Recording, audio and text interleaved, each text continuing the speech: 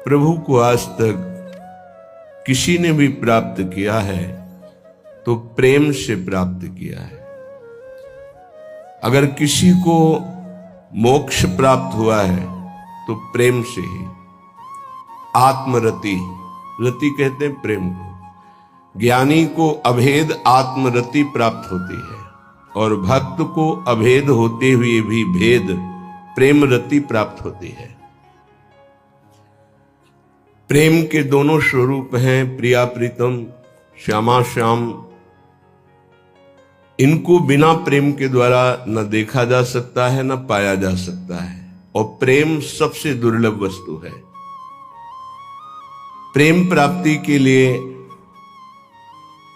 मरना होता है, मैं को मारना होता है, मन को मारना होता है, इंद्रियों को मारना होता है, संपूर्ण जगत से अपनापन हटाकर एकमात्र आराध्य देव में, आराध्य देव में जहां अपनापन हुआ तहां प्रेम होता है। अपनापन अपनी तरफ से प्रभु के लिए संपूर्ण व्यक्ति वस्तु स्थान से समेट कर वहां लगाना होता है, यही साधना होती है। फिर जो रंग आता है वो आराध्य देव की तरफ से आता है। संपूर्ण शरणागति आराध्य देव की तरफ से स्वीकृत होते ही वो दिव्य आनंद में डूब जाता है। दिव्य आनंद की प्राप्ति तक साधक को बहुत ही जलना होता है। ये जलन ब्रह्मा जी के परमेष्ठी पद में विराजमान जो सुख है उससे श्रेष्ठ है। यदि रसिकों का संग नहीं मिला तो इसकी पहचान नहीं हो पाएगी कि श्रेष्ठ सुख की जलन है या भोगों के त्याग से जो जलन हो रही है तो भोग भोग कर मिटाने की जलन है। ये रसिकों के संग से पता चलता है।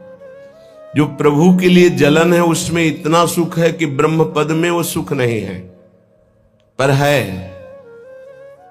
जो मैं ऐसा जानती प्रीति किए दुख होए, तो नगर ढिंढोरा पीटती अजी प्रीति न करियो कोई। मीरा जी कहे मैं सबको बता देती कि श्री कृष्ण से प्रेम मत करना, क्योंकि ये प्रेम प्रतिपल मिले हुए भी मिलन की आकांक्षा तड़पाना, विकल कर देना, संपूर्ण वृत्ति को एकाग्र कर देना, संपूर्ण वृत्ति को रस में डुबो देना, और सतरति सतरति सा लोकांतार्यति, ऐसी सामर्थ्य प्रदान करना। आप ऐसा समझ लीजिए कि लोहे में काटने की ताकत नहीं, पर लोहा जब अग्नि में तपाकर और घन के द्वारा प्रहार किया जाता है तो वही तीक्ष्ण धार वाला अस्त्र बन जाता है। पर तपाना और तत्काल निकाल कर पानी में डालना, फिर घन की चोट पहुंचाना, फिर रगड़कर उसकी धार बनाना, तब वो अस्त्र बनता है। ऐसे ही मिट्टी खोदना और उसको मार मार करके कहीं एक भी कण न रहने देना, फिर पानी डालकर उसको रौंदना, फिर उसको मुलायम करके चाक पर चढ़ाना, फिर उसको आकार देना, फिर उसको धूप में तपाना, फिर अग्नि की ज्वाला में तपाना, फिर उसमें रस रखने की सामर्थ्य आ जाती मटकी में। ऐसे ही जीवन उपासक का होता है। ऐसी मार पड़ती है काम क्रोध लोभ मोह मद मत्सर की, सब उसे सहना होता है। सुख दुख को समान भाव से सहते हुए, निरंतर नाम जप करते हुए, अपने नाम को बचाते हुए पचाते हुए जब आगे बढ़ता है तो प्रेम मूल यह नाम है। प्रेम प्रकाशित होने लगता है। जो सुख भगवत प्रेम में है वो ब्रह्म बोध में भी नहीं है। जो सुख भगवत रूप में है वो निर्विशेष ब्रह्म में भी नहीं है, क्योंकि निर्विशेष ब्रह्म में स्थित श्री शुकाचार्य, श्री जनक जी महाराज, श्री सनकादि, भगवान शंकर, ये सब रूप के दर्शन के लिए व्याकुल देखे गए, ये नाम जापक पाए गए, ये भगवत कथा अनुरागी पाए गए। तो निर्विशेष ब्रह्म में भी जो सुख नहीं है वो सविशेष साकार भगवान के रूप का स्वाद, ये सबसे श्रेष्ठ, ये प्रेम प्रकाशित करता है। फिर ये तो निकुंज उपासना, जो सगुण निर्गुण ब्रह्म ते न्यारो, ये तो अद्भुत प्रेम के खिलौना दो खेलत है प्रेम खेल। इसमें तो प्रेम के बिना प्रवेश ही नहीं हो सकता। प्रेम दुर्लभ वस्तु है, ये प्रेमी जनों के द्वारा ही प्राप्त होता है। जो भगवत प्रेमी महात्मा हैं, उनके संसर्ग से, उनके परमाणुओं से, उनकी दृष्टि से, उनके वचनों से इस प्रेम मार्ग का हृदय में स्थापन होता है, प्रेम मार्ग में चलना होता है, प्रेम को प्राप्त करना होता है। बिना रसिकों के संग के रंच प्रेम का प्रादुर्भाव नहीं हो सकता, चाहे जितनी बड़ी साधना कर रहा हो कोई। रेमन रसिकन संग बिन रंच न उपजय प्रेम। प्रेम, इसमें बहुत सहनशीलता चाहिए। बड़ी वस्तु प्राप्ति के लिए छोटी वस्तु में कहीं राजी ना हो जाए, पहली शर्त। जैसे किसी को 1 अरब रुपया चाहिए, 100 रुपया दिया जाए तो कैसा लगेगा? उसे बुरा लगेगा। क्या होगा इससे? हमारी तो बहुत बड़ी संख्या है, मांग हमारी बहुत बड़ी है। ऐसे ही भगवत प्रेम प्राप्ति के मार्ग के उपासक को ब्रह्म पद, देवराजेंद्र का पद और सम्राट पद, योग की सिद्धियां और मोक्ष पद, ये भी बहुत ऐसे लगता है 100 रुपये के समान। 1 अरब की प्राप्ति वाले को जैसे 100 रुपया, ऐसे ही प्रेम प्राप्ति वाले को ये सब लगता है। इसलिए कह रहे मुझे ये नहीं चाहिए। दिए मानम न गृहणंति, देने पर भी वो नहीं लेते। बिना मत सेवनम जना, बिना मेरी सेवा के वो ये परम पद भी नहीं चाहते, मोक्ष भी नहीं चाहते। इसलिए पहले तो उपासक को ये समझना है कि हमें चाहिए क्या। भोग मिला, भोग भोग लिए, जैसी वृत्ति हुई वैसे ही चल दिए, जैसा मन आया वैसे ही क्रीड़ा कर रहे हैं। तुम्हारा लक्ष्य क्या है? प्रेम। इतना महंगा है प्रेम, प्राण दिए यह प्रेम न पइए, ऐसो महंगो आय सखीरी। तुम इतने सस्ते बिक जाते हो। रसेंद्री के भोग, जनेन्द्री के भोगों में अपना लक्ष्य भूल जाते हो। तुम प्रेम प्राप्ति कैसे कर पाओगे? जो भूमा सुख का अधिकारी बनना चाहता हो, अल्प सुख का त्यागी होता है। जो अल्प सुख में रमण करने लगता है, भूमा सुख के अधिकार को खो देता है। भूमा सुख परमात्म सुख। जिसकी बुद्धि इतनी प्रवीण है कि हमारा लक्ष्य है प्रेम, तो प्रेम के आगे कुछ नहीं, कुछ नहीं चाहिए, प्रेम चाहिए। वो उपासक बिना किसी हिचक के, बिना किसी भय के, बिना किसी प्रलोभन के वो भगवत प्राप्ति कर लेता है। वो प्रेम प्राप्ति का बस दृढ़ निश्चय चाहिए। फिसलना नहीं है, ये ले लो, ये ले लो, नहीं नहीं, मेरा तो लक्ष्य प्रेम है, इससे क्या होगा। पर ऐसा नहीं है। वो प्रेम तो बाद में मिल ही जाएगा, पहले हमें भोग लेते हैं। बस यही त्रुटि जीवन को नष्ट कर देती है। यही कमी हमारी हमको आगे नहीं बढ़ने देती। नहीं, परमार्थ में थोड़ा भी नाम जप करने वाला, थोड़ी भी साधना करने वाला, उसको अनुभूतियां होने लगती हैं। चल चला चल राह में अनुभूतियों का ले सहारा, कौन तेरा साथ देगा, व्यर्थ में किसको पुकारा। परमार्थ के पथिक का कोई और साथ नहीं देता, उसकी अनुभूतियां साथ देती है। पर अनुभूतियां हैं नहीं तो धन साथ देगा, व्यक्ति साथ देगा, शरीर साथ देगा, रिश्ते नाते साथ देंगे। ये सब काल के गाल में दबे हुए हैं, ये क्या साथ देंगे। कालातीत पुरुष हमारा साथ दे सकता है, वह है भगवान, वह है भगवान के प्रेमी जन। इसलिए बहुत सावधानी पूर्वक सत्संग सुने और इस जीवन का चरम लक्ष्य है प्रेम।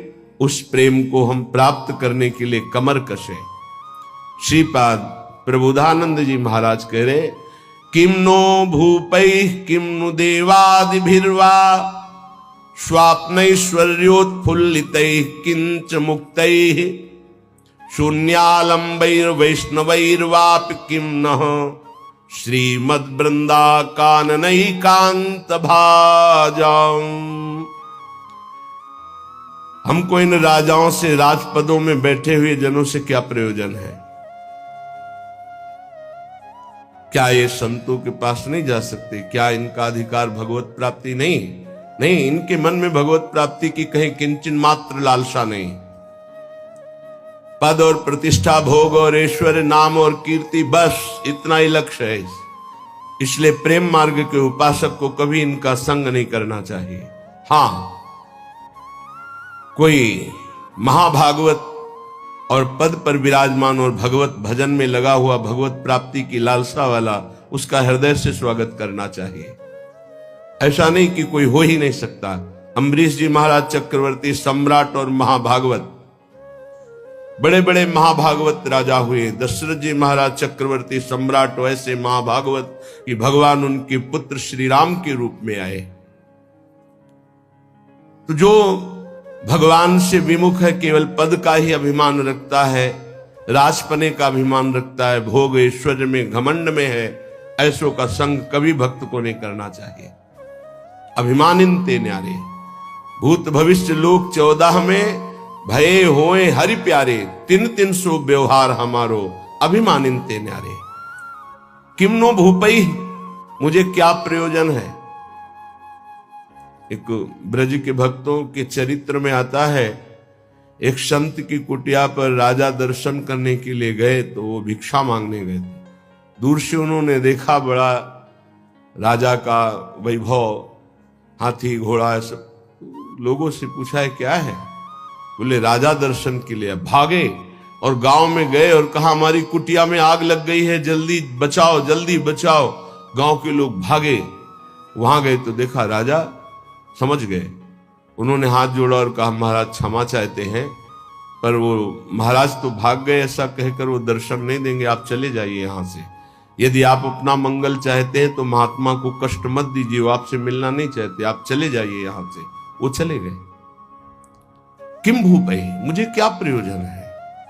जो राजपद के अभिमान में है, किसी भी पद में, उससे क्या प्रयोजन है। अगर अभिमानियों का संग होगा तो अभिमान जागृत हो ही जाएगा। अभिमानियों का, पदाभिमानियों का संग होगा तो भगवद आश्रय छूट ही जाएगा पक्का। ले लो हमारा फोन नंबर, मैं तो आपकी आज्ञा पर चलूंगा, आप केवल फोन कर दीजिए, सब ठीक हो जाएगा। मर गया साधक। जीवन में अन्य आश्रय आना अपनी साधना से भ्रष्ट हो जाना है। एक भरोसो, एक बल, एक आस विश्वास, एक राम घनश्याम हित चातक तुलसीदास।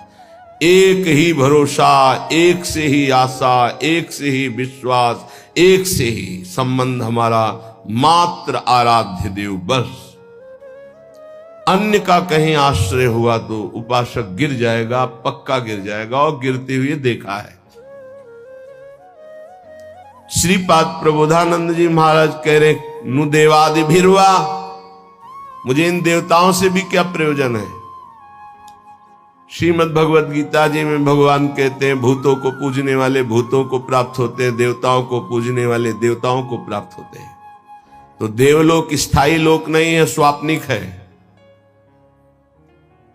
देवादिभिर्वा स्वप्नैश्वर्योत्फुल्लित। जैसे स्वप्न में आप पहुंच गए, बहुत सुंदर मकान, बहुत सुंदर सुंदरियां, भोग ऐश्वर्य, जब जगे तो कुछ नहीं है, ऐसे स्वप्न का विलास स्वर्ग है। एक अच्छा सुखद स्वप्न, जहां पुण्य खत्म हुए, मृत्यु लोक के विसंति, आग खुला, कुछ नहीं। इसलिए मुझे देवताओं से भी क्या प्रयोजन है। क्या दे देंगे? क्या भगवान की प्राप्ति करा सकते हैं? क्या भगवत प्रेम दे सकते हैं? नहीं दे सकते। इसीलिए कहा गया, बड़े भाग मानुष तन पावा, सुर दुर्लभ सद ग्रंथन गावा। ये देवताओं को भी दुर्लभ है मनुष्य देव, क्योंकि इससे हम भजन करके भगवान को प्राप्त कर सकते हैं, वो नहीं। श्रीपाद करे शून्यावलंबीर, कुछ आराधना करने वाले ऐसे हैं कि शून्य की उपासना करते हैं। अरे ध्यान ही करना है तो सच्चिदानंद भगवान के नाम रूप का ध्यान करो, समय सार्थक हो जाएगा। किम वैष्णवैर वापी, वैष्णव धाम वैकुंठ से भी हमारा क्या प्रयोजन है। ये तो सखाओं को पसंद नहीं आया। जब सखाओं ने जाना, नंद बाबा को वरुण के पार्षद ले गए थे और श्री कृष्णचंद्र जो जब उनको मुक्त कराने के लिए गए तो जो लोकपाल वरुण ने साष्टांग दंडवत की और अर्घ पूजा और उपासना वो नंद बाबा ने देखी। मेरे लाला को बड़े बड़े देवता लोकपाल दंडवत कर रहे हैं। और स्तुति जब की तो सुना नंद बाबा ने, तो आके ब्रजवासियों से बताया मेरा लाला तो भगवान है। सखाओं ने कहा क्यों कन्हैया तू भगवान है? बाबा कह रहे थे तू भगवान है, तो भगवान है तो वैकुंठ दिखा। भगवान श्री कृष्णचंद्र जो मुस्कुराए अपने भोले सखाओं की बात सुन, तो ये ब्रह्म हृदय है, स्नान करो इसमें, फिर हम तुम्हें वैकुंठ का दर्शन कराएंगे। जीव ही डुबकी लगाई पहुंच गए वैकुंठ। वहां भगवान की दिव्य चतुर्भुज पार्षद और दूर सिंहासन में इंद्रनीलमणि कांति चतुर्भुज भगवान श्री के सहित विराजमान है, लक्ष्मी जी के सहित विराजमान है। वो कांप गए वैभव देखकर। पार्षदों ने रोक दिया। अरे बोले मुझे ऐसे के पास जाना ही नहीं, मेरा कन्हैया तो सिर्फ मेरा है। और एकदम व्याकुल हुए कहा नहीं चाहिए मुझे वैकुंठ। और डुबकी से बाहर हुए देखा मेरा कन्हैया मुस्कुरा रहा है। बोले प्रभु चरणों में गिर गए, कहा कभी वैकुंठ मत भेजना, मुझे ऐसे वैकुंठ में नहीं जाना जहां आपसे इतनी दूरी हो, जहां ऐसा वैभव नहीं। मेरा कन्हैया जिसके साथ हम खेलते हैं, ये तो सखा भाव की बात है, फिर ऊपर के भाव में कौन स्वीकार करेगा ऐसे वैभव को? वैकुंठ के भी वैभव को नहीं स्वीकार करना। ना श्रीमत ना किसी वैभव ऐश्वर्य सिद्धियों को स्वीकार करना। तब वृंदा कानन एकांत भाजाम, तब वृंदावन के एकांतिक प्रेम की प्राप्ति होती है। एकांतिक, प्रिया प्रीतम, श्यामा श्याम। तो अभी आप कह दो मुझे मोक्ष नहीं चाहिए, वैकुंठ नहीं, 500 रुपया में प्रभु को भूल जाते हो, वैकुंठ की बात करते हो। मोक्ष जानते हो किसे कहते हैं? अभी जाना ही नहीं, मोक्ष किसे कहते हैं? जरा से लौकिक सुख में तो घुटने टेक देते हो, मोक्ष सुख के त्यागी कैसे हो गए? ये जो त्याग की बात है, ये उन भजनानंदियों की जिनकी स्थिति में आ चुके हैं। वो चाहे तो वैकुंठ मिल जाए, चाहे तो योग की सिद्धियां मिल जाए, चाहे तो मोक्ष मिल जाए, वो उनका त्याग किए हुए हैं। पहले मर्त सुखों का तो त्याग कर दो, मृत्यु लोक के सुखों का तो त्याग करो अंदर से, तब ऊपर के सुख अपने आप तुमको दिखाई देने लगेंगे। श्रीपाद कह रहे हैं शम सर्वेशाम प्रयासेन दात्री द्वित्रैकांति प्रेम पात्रैक पात्री आनंदात्मा शेष सत्वा निधात्री श्री वृंदाटव्यस्तु मेंधस्य धात्री। आयास प्रयास से जो सुख मिलता है वो अल्प होता है। जो आप प्रयास करते हो उसे कर्म कहते हैं। कोई भी कर्म प्रारंभ और अंत वाला होता है, तो किसी भी कर्म का फल अनंत नहीं हो सकता।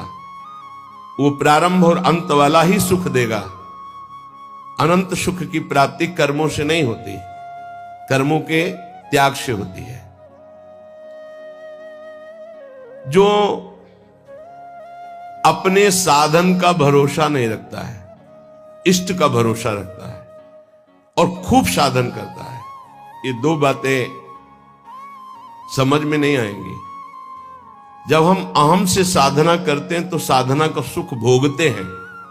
आज हमने परिक्रमा की, आज हमने ये किया, आज हमने ये किया, वो अहम हर्षित होता है, हर्षित होता है। ये भगवत प्राप्ति नहीं करा पाएगा, क्योंकि जब तक अहंकार है तब तक भगवत प्राप्ति नहीं होती। इसीलिए सर्वेषु साधन वरेश चिरम निराशा। साधन हो रहा है पर मुझे कृपा का भरोसा है लाडली की। ये प्रायः साधक ना समझ पाने के कारण कहते हैं जब कृपा से हो जाएगा तो साधन करने की जरूरत क्या है, तो असाधन करोगे। तो कृपा प्राप्ति के लिए मन कर्म वचन छाण चतुराई भजत कृपा करिए रघुराई। मन कर्म वचन त्रिशुद्ध सकल मत हम श्री हित हरिवंश उपासी। वृंदावन में विराजमान सहचरियों के मध्य में प्रिया प्रीतम की रात दिन सेवा भजन उपासना परिक्रमा ये सब कर रहे हैं, पर हमें भरोसा लाडली का है, अपने साधन का नहीं है। इस साधन से लाडली मिलेंगी ऐसा नहीं है, नहीं, ये तो सब हो रहा है उनकी कृपा से, पर मुझे भरोसा है मेरी लाडली अपनी कृपा से मुझे मिलेंगी। ये जल्दी समझ में नहीं आता, जब तक अहंकार है समझ में नहीं आएगा, आगे समझ में आ जाएगा। करते रहो, जब कृपा हो जाएगी, अहंकार गलित होगा, तब ऐसा अनुभव होगा। तो दुत्रैकांति 2 या 3 ऐसे लोग पाए जाते हैं। भाव समझना, कह रहे पूरे विश्व में ये बहुतायत अंगुलियों से नहीं गिने जाते प्रेमी जन, जिनको न राजाओं से मतलब है न देवताओं से मतलब है, वो स्वाप्निक सुख जो स्वर्ग लोक आदि के सुख है उनसे मतलब नहीं है, जो मोक्ष से भी मतलब नहीं रखते, जो वैष्णव धाम वैकुंठ से भी मतलब नहीं रखते, वृंदावन की एकांतिक कुंज में बैठे हुए श्यामा श्याम का जस गा रहे हैं, श्यामा श्याम के लिए रुदन कर रहे हैं, जिनका आयास प्रयास से प्राप्त होने वाले सुख की कोई आकांक्षा नहीं है, ऐसे दुत्रैकांति 2 या 3, सरल भाषा में समझिए, जो कहो हरिवंश रस बिरलो समझन हार, एक दोई जो खोजिए पाई सब संसार। संपूर्ण संसार में एक दो है। एक बार भगवान वल्लभाचार्य जी से उनके एक प्रिय धनी शिष्य ने कहा, आज हमारी इच्छा है कि 100 विद्वान ब्राह्मणों को भोजन कराएं। बोले बहुत सुंदर, यदि एक 12 तिलकधारी कंठीधारी आचार्य परंपरा से युक्त वैष्णव को पवा दो तो 100 ब्राह्मणों को पवाने का फल प्राप्त हो जाएगा। ओहो, ऐसा वैष्णव की, तो प्रभु हम 100 वैष्णव पवाएंगे। तो उनका एक अश्रुपूरित, आंखों से अश्रु बह रहे, शरीर पुलकित है, कंठ गदगद है और नाम में रत है, ऐसे प्रेमी मां भागवत को पवा दो तो 100 वैष्णवों के पवाने का तुम्हें फल प्राप्त होगा। तो बोले भगवान 100 प्रेमियों को पवा देते हैं। तो वल्लभाचार्य जी के आंसू आ गए, प्रेमी 100 नहीं, प्रेमी तो 1-2 ऐसे मिलते हैं। कैसे प्रेमी? यहां शर्त है, जिनका ना राजाओं से प्रयोजन है, ना देवताओं से प्रयोजन, ना वैकुंठ से प्रयोजन है, ना मोक्ष से प्रयोजन, केवल प्रियालाल के लिए तड़प रहे गदगद सुर, नैना सजल दंपति रस रहे भीन, ईगति वृंदा विपिन में फिरे प्रेम तल्लीन। ऐसे प्रेमी जनों का सानिध्य और दर्शन, ये विशेष भगवान की कृपा होती है, विशेष कृपा।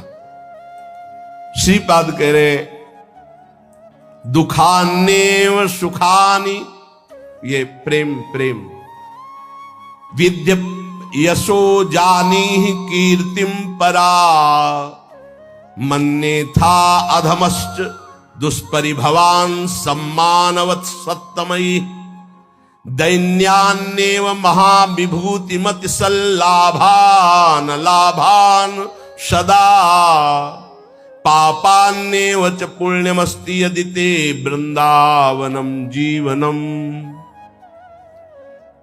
अगर प्रेम प्राप्ति करना है तो दुखों को गले लगाना सीखो, सच्ची कहते हैं। फिर हृदय की बात कहते हैं, जब सब दुख एक साथ घेरते हैं तभी प्रेम के सहने की सामर्थ्य आती, ध्यान रखना। इस प्रेम को भयानक विपत्ति और रोगों से युक्त करके ही सहा जा सकता है, अन्यथा नहीं। ये सबकी समझ में नहीं आएगा, भयभीत मत होना। इसका समन ही होता भयानक कष्ट में। भयानक कष्ट की स्थिति में ही प्रेम का समन होता है। वो चाहे जैसे स्वस्थ शरीर वाला हो, जहां प्रेम का प्रादुर्भाव होगा, भारी बाहरी विपत्ति और आंतरिक, तभी वो प्रेम का समन होता है, उसका पारा चढ़ता है और भगवान को अधीन कर लेता है। ये लिखा पढ़ी की बात नहीं कह रहे, हृदय की बात कह रहे। वैसे भी भगवान ने युधिष्ठिर जी से कहा, जिस पर मैं परम कृपा करता हूं उसका सर्वनाश कर देता हूं। चाहिए परम कृपा? जिस पर परम कृपा करता हूं सर्वनाश कर देता हूं, ये शब्द है। क्या सर्वनाश करता हूं? धन का अपहरण कर लेता हूं, स्वजनों का अपहरण कर लेता हूं, कोई उससे बात नहीं करेगा, किसी काम का नहीं रह जाएगा। तब उसका सीधा अर्थ भाव मेरे से होता है और फिर मैं उसे निहाल कर देता हूं। हिम्मत हो तो कूदो अखाड़े पे। नारायण अति कठिन है हरि मिलन की बाट, या में पग पीछे धरे प्रथम शीश दे काट। तो आप कहोगे फिर भक्ति करना ही नहीं। यहां चरम सीमा की बात प्रेम की हो रही। श्री कृष्ण का प्रेमी ऐसा वैसा नहीं होता, टिकुली बुंदा वाला नहीं होता, चूड़ी घांगरा वाला नहीं होता, वो परमहंस होता है। इनसे श्री कृष्ण रीझने वाले नहीं। चमड़े की चिकनाहट से अज्ञानी रीझता है, ज्ञानी नहीं, हो तो ज्ञान समुद्र है सच्चिदानंद।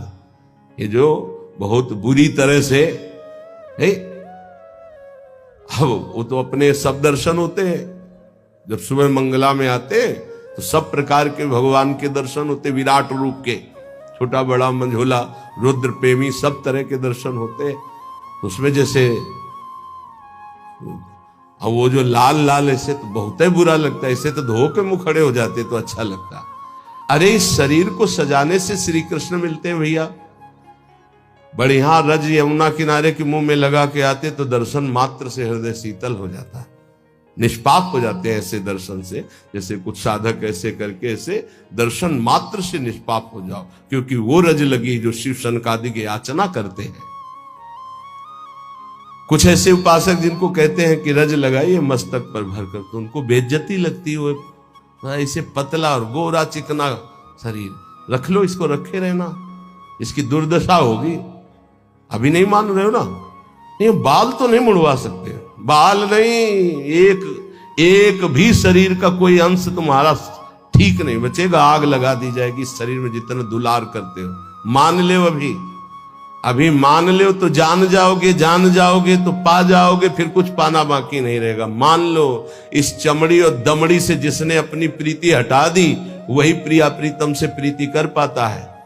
रुपया, भोग, शरीर, यही बाधक है भगवत प्राप्ति में, यही समझना है। दुखान्य व सुखानि, इस मार्ग का उपासक दुख को सुख मान करके चलता है। ये बहादुरों का मार्ग है।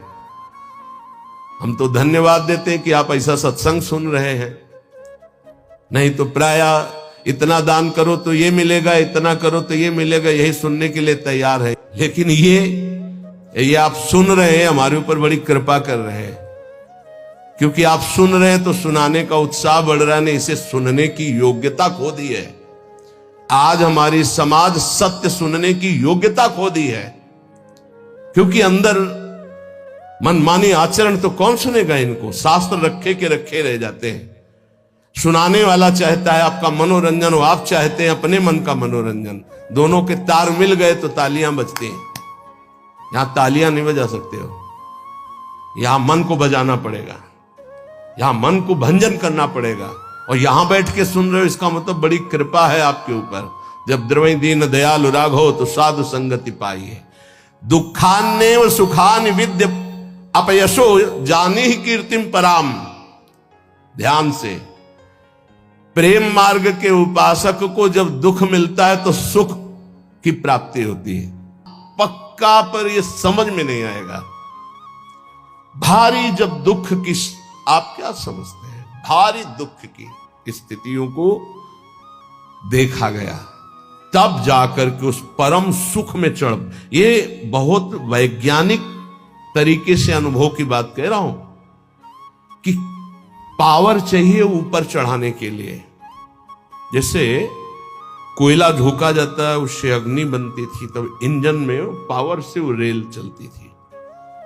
बाष्प भाप जो है बटलोई के ढक्कन को उठा दिया, उसके ऊपर उसने 100 ग्राम वजन उसको उठा दिया, फिर आधा किलो वजन रखा, उसको उठा दिया। उसी से उसको लगा कि इससे तो बहुत बड़ा कार्य किया जा सकता है। तो ये कक्षा 4-5 की कक्षा में पढ़ाया गया था कि वो इंजन का निर्माण किया, कोयले के इंजन, उसी से रेल बनी। उसका हमें